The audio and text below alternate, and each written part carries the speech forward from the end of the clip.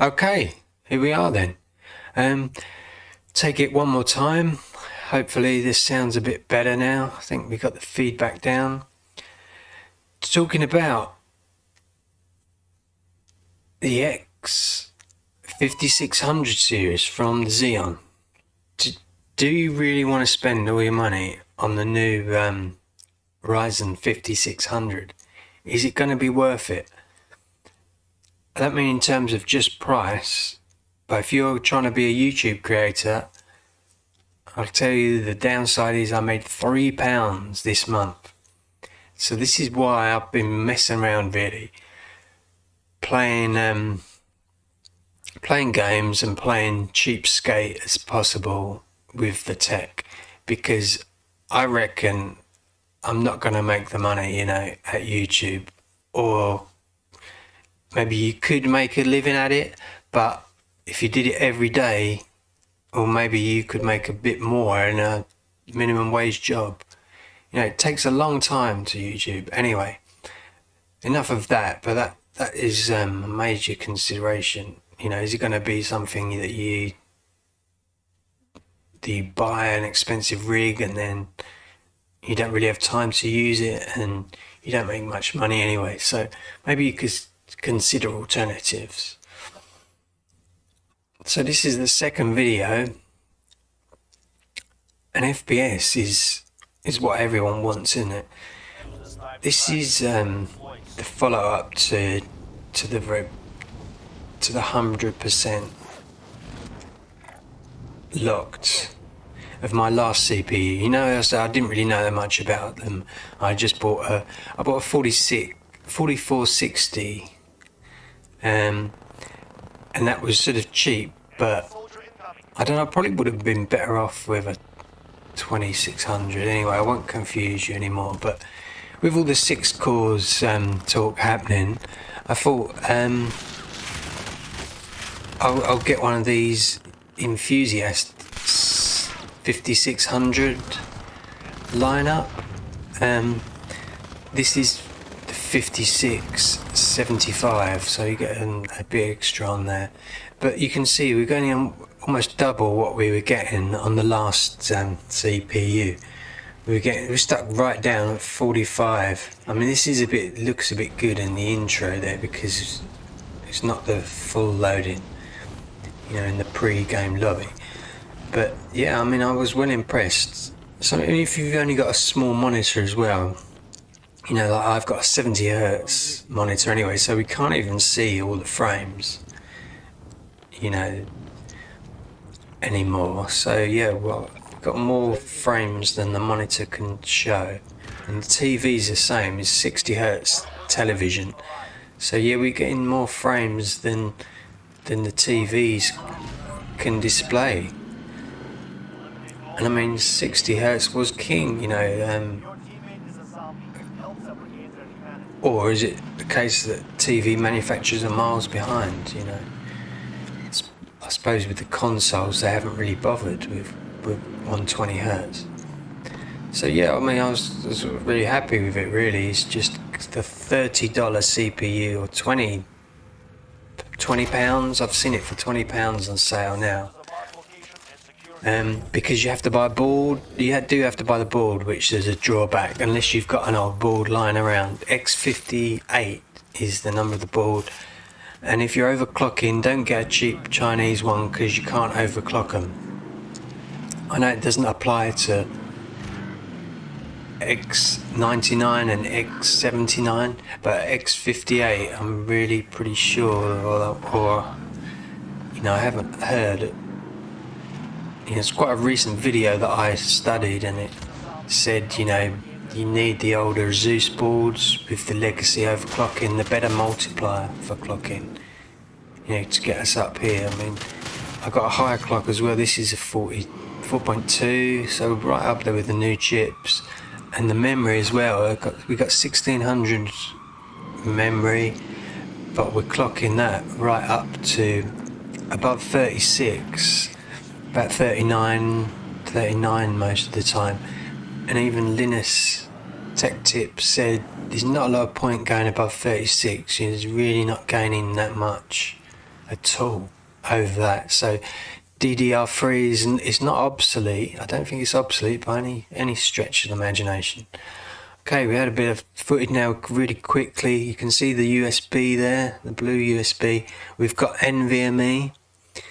This is the green light is actually an NVMe drive. It's a bit dark down there. And the blue Toshiba drive. Just pointing at the heat sinks here. And they do get a bit hot. So you can pinch point. See these little clips, the white clips there. It's a different board, but the principle is the same. You pinch point them out, and you can take off all those heat sinks that we were looking at and repad them, which I done, re-thermal paste. So here we are. This is the information. There's the X proof, and this setting's already in for you, so you can just pause the video here, and you can copy my settings if you want, or play around with yours.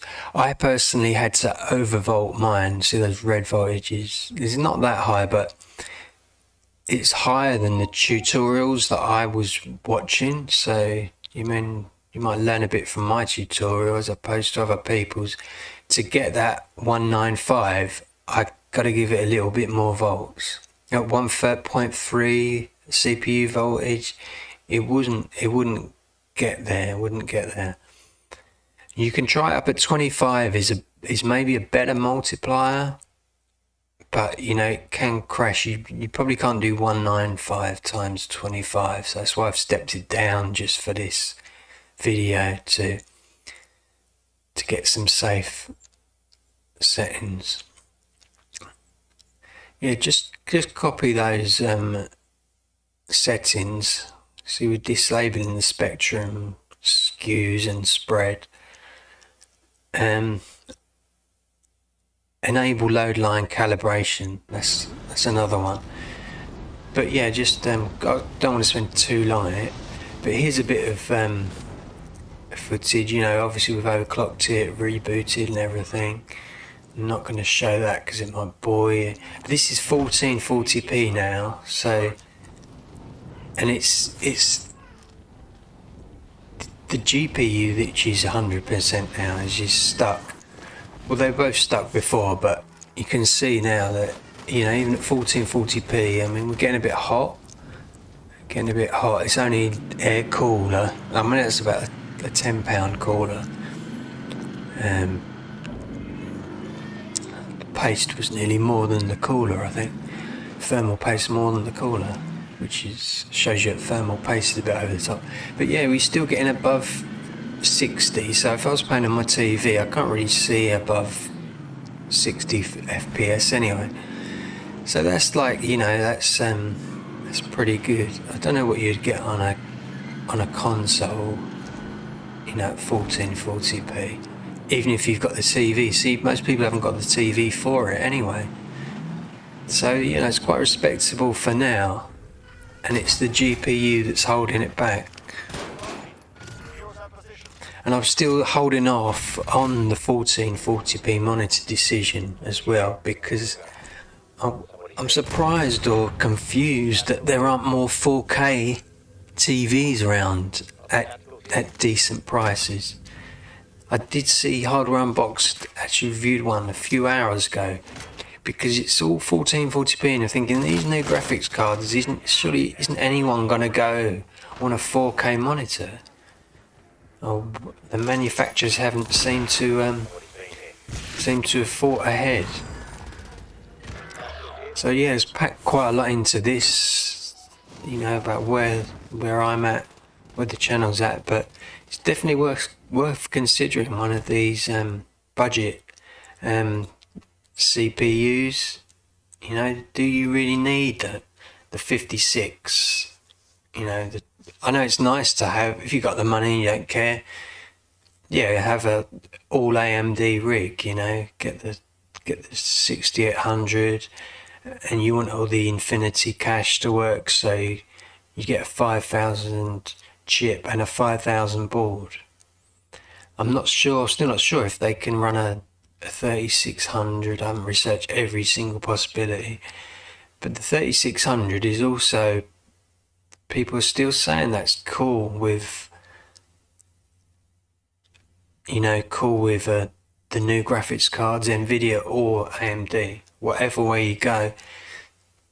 But does the 3600 work with this infinity cache, infinity fabric sort of thing? Okay, so if you don't want to blow all your money on the new stuff in your creation, you know, your channel might not blow up, it might not become famous, you might be quite a modest YouTuber, not much money. So, okay, that says it all.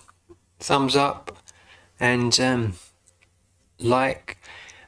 You can subscribe, but we can't guarantee there'll be more videos because the income from YouTube is very low, very low.